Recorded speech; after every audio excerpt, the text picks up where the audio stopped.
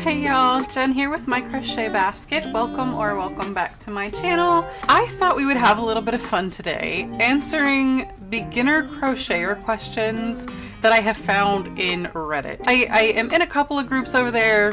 I love chatting, I love getting to know everybody, seeing all the fun things everybody's making. But I've seen a couple of posts, particularly in the past couple of weeks, that are like really beginner, like I don't even know where to start kind of questions. So I thought it would be kind of nice just to be able to give my perspective to my audience, in case you are a beginner or if you just want some general entertainment. So let's go. The first one that I found is on the thread R Crochet, and the question says, I'm a beginner that can really only do a single crochet right now, US terms. What are some easy stitches to start learning? So I guess my opinion on this, if you can already do a single crochet, I am going to assume that you can also do a chain stitch. So you've got those two particular stitches done, which is a great way to start. You can make all kinds of objects with single crochet. A lot of amigurumi does almost entirely work up in single crochet. So really you've got a decent tool set already, even just with those two. But if you want to do more, depending on what kind of crochet you're wanting to make, you can very easily go the amigurumi route. You'll have to learn some increases and decreases if you aren't familiar with those yet. They're both single crochet stitches. The increase typically is where you do 2 single crochet into 1 stitch from the row before, and a decrease is where you are crocheting 2 stitches into 1 from the row before, which I personally do by putting my hook through the front loop of the first stitch and the back loop of the back stitch, yarning on, pulling it through both of those loops, yarn on and pull through the 2 loops that are on your hook. Super simple. If you want to do something like more along the lines of like wearables, or maybe you want to do something like the kitchen towel hangers, those I think tend to be in like the double crochet or treble crochet range. So learning the single crochet, half double crochet, double crochet, and treble crochet would be like the simplest way to have a good foundation to do any of those things. If you understand how to single crochet, the rest is just learning just to add more loops in certain spots. It's nothing crazy. It's not asking you to do anything that you're not already doing, if that makes sense. Probably I'm oversimplifying it. I'm sorry. 30 something years of experience in crochet. I may be, but again, my 2 cents. It all seems fairly straightforward.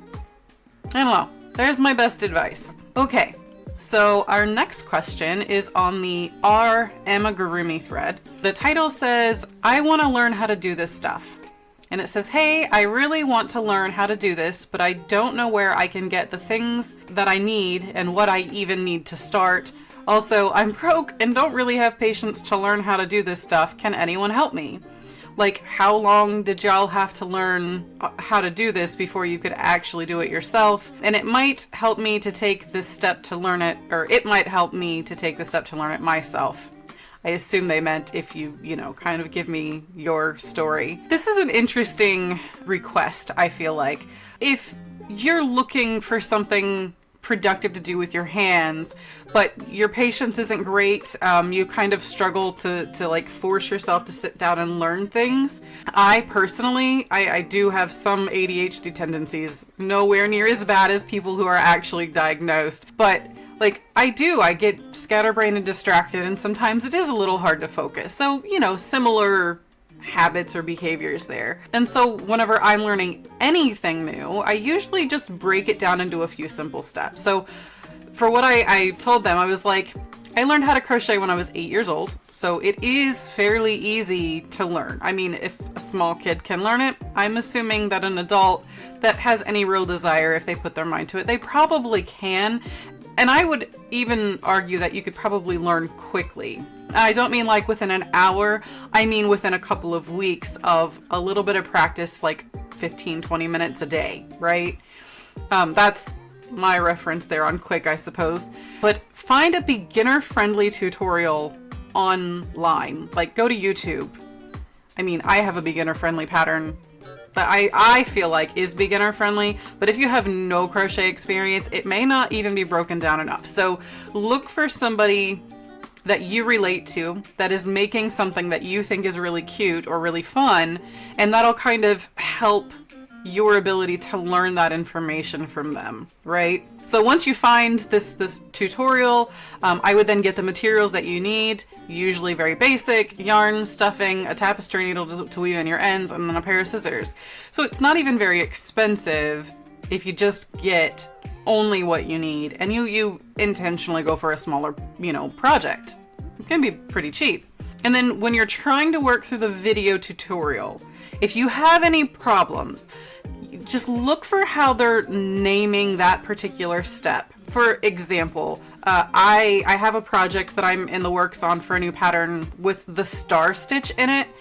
And if you can't really follow my tutorial on how it really breaks it down, maybe I'm not giving you enough detail, but I'll tell you this is the star stitch, or this is a half double crochet stitch where you'll crochet into the back loops only, or something like that.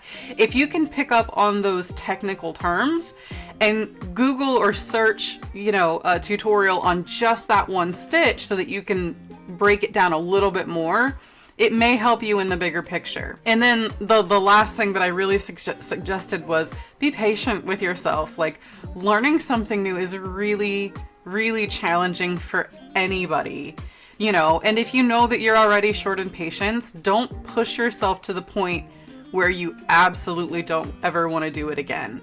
Like, it's okay if you get a little stuck after just 5 minutes and want to get frustrated and give up. For a time, that's perfectly fine. Do your 5 minutes. If you're frustrated, set it down, but set it down with the intention of coming back to it, because that's really where you're gonna get to where you want to go, right? And don't ever get mad at yourself over it. People learn at different paces. But when you do finally get it, it's so rewarding and so worth it. I love doing what I do because I love the joy that I see on other people's faces when they get something from me. It's a little bit of a happy place and really addictive.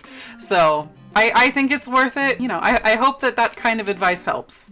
Okay, so the last question that I wanted to talk about in this episode, I found this one in the r/amigurumi thread as well. And it says, "Help please, I'm a beginner at crocheting and would like to know when to chain in spirals and when to use slip stitch and chain one at the end of a round." The description, that was just the title. So the description says, "As the title mentions, I would like to know the best practices. Should you always crochet in spirals or use slip stitch and chain one at the end of each round? While working in spirals creates no seam or visible join result, the slip stitch and chain one makes a visible seam. Thank you for your time." So this is a really hard question to answer. I'm assuming that she's very specifically talking about amigurumi because this is on that particular thread. So coming at it from that perspective, my own personal preference is to work in a continuous spiral. I like the fact that there are no seams that are visible. However, there are certain patterns, particularly if you work from patterns, that call for it. The benefit of doing a slip stitch and turn is that you get better stacked stitches. They actually feel like they're stacking one on top of the other. When you work in a spiral, you'll notice as your work kind of works up, or your piece works up, that you have diagonally running lines up the whole thing. Here, I'll give you an example. I'm currently working on a dragon. Okay, and then can you see how all of these, like you can see the rounds going this way, right? But then like you see like these slanting lines. Now it looks different up here compared to down here where they're going in, because I'm decreasing, or I'm increasing at the bottom here and I was decreasing at the top. So it does kind of, on this particular piece, it does look like it's kind of going in the shape of an oval, because this is the body of a dragon, right? Like this is the actual belly piece. So it's meant to be more teardrop shape. And as you increase and decrease, you'll notice that these stitches just kind of shift right along with what you're doing.